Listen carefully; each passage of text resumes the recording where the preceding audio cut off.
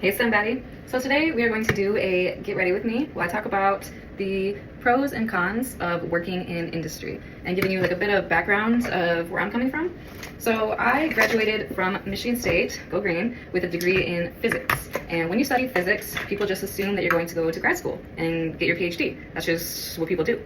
And so of course that's what I thought I was going to do at the beginning. I had a whole Excel spreadsheet comparing different schools, etc., etc. But I just didn't love any certain topic, and I really did not want to take a GRE. That's the main reason why I didn't go to grad school.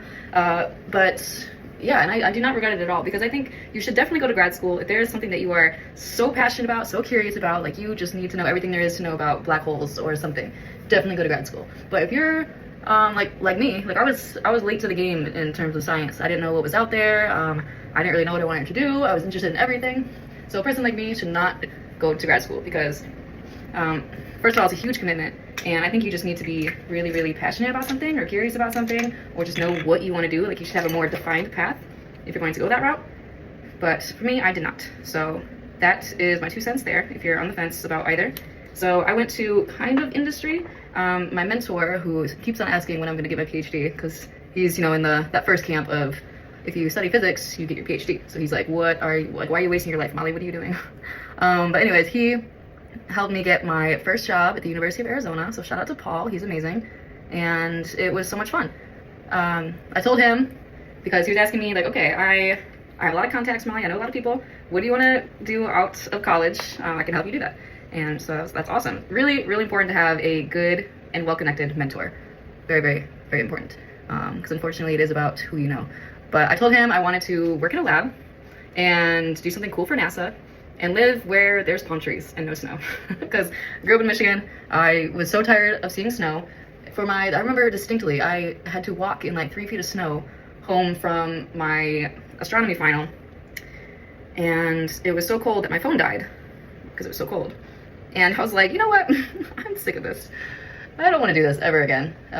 So anyways, yeah, he helped me get that job at the U of A because he just happened to know the head of research at the U of A, which is like amazing, very serendipitous. And so I worked kind of in the academia, I worked for a university, but I worked, I was an employee of the school, working on a NASA mission. So Neo Severe, which I've talked about before, it was the first main mission that I worked on. That was the dedicated mission that we were doing at the U of A. We were building up this lab so that we would test the detectors that are going on the spacecraft.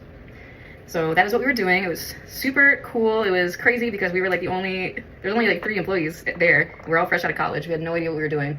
So it was pretty difficult. And in academia, you don't really make a lot of money. I was making like 50K, but you do get a lot of time off and really good benefits. Like my deductible for my health insurance was $200. That's amazing. Right now it's $4 grand. Like, what the heck? But huge fan of all the PTO. I remember I took a 3-week long vacation with my parents. Shout out to my parents. And I could.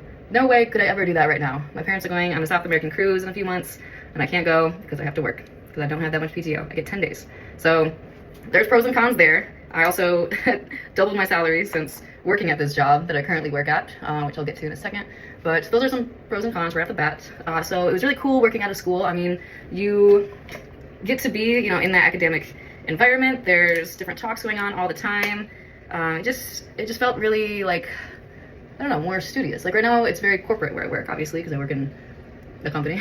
But it was just an era of research and development and science and, ooh, let's try this, like stuff like that. It was really cool. I really like that kind of environment. I don't like the, corporate drone kind of attitude. But so that was really cool working at the University of Arizona. Big fan. I also really like Tucson. So that was cool until 3 years in, well, 2.5 years in, and we have this whole meeting where they're like, hey, all this stuff that you've been doing, this lab that you've been bringing up, we're actually not going to do that anymore. So find a new job.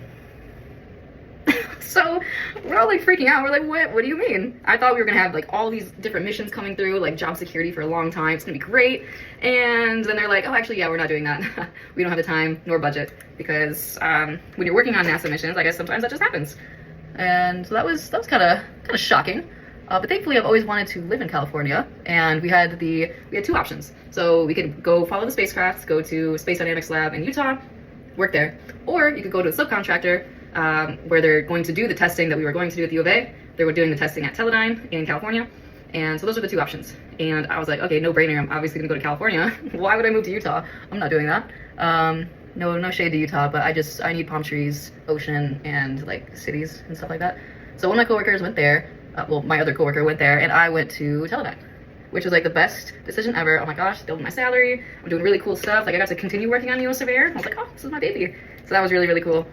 And the people are awesome. I do really cool stuff. I'm like in charge of a project already, which is crazy because I've only been here 2 years. And when I got that notice, I was only there a year and a half. So pretty awesome. So now I'm working fully in industry, and I really, really enjoy it. I mean, there's pros and cons like I talked about before. Money is nice. Living in California is nice. It's expensive here, so you need lots of money. But I don't get a lot of time off, like I said. And it's corporate, so at my last job at the U of A, my boss was like, I don't care when you're here, I don't care how long you work, just get your job done, you know? Which was awesome. Like, I love that attitude. But now it's like I have to charge my hours. So I have to be there 40 hours a week, you know? Because we are like a defense contractor. So some stuff that we do is, well, I guess everything that we do is for like customers that we have to give our hours to. I'm sure there's a reason that, I mean, I can't explain right now, but yeah, so we have to charge our hours. I have to be there 40 hours a week. I can't just take off for 3 weeks and go to Australia like I could at my last job. But I do make a lot more money. I do a lot of stuff that I actually understand what I'm doing. My last job, it wasn't like a very defined role because it was like R&D, which is cool. It was really cool to talk about, but then it's really disappointing when you don't know what you're doing and you just feel really dumb every single day. So I was not a fan of that. Where right now I'm like, oh, I actually know what I'm doing. Like a good amount, I'd say. Stuff we're doing is difficult, but I at least have a better understanding than when I was first starting out in my last job. But yeah, so those are some of the pros and cons. I really enjoy what I'm doing. It's really, really cool. And thankfully I'm not working on missiles and all that stuff. And I'm working on astronomy and Earth observation. Like I'm working on NASA missions. So a big fan of that, because it is not easy to work in aerospace and work on like astronomy specific stuff, because there's just so much military. So I worked really hard to not work in military. No shade to anybody that is doing that. Actually, a little bit of shade. But yeah, I love what I do.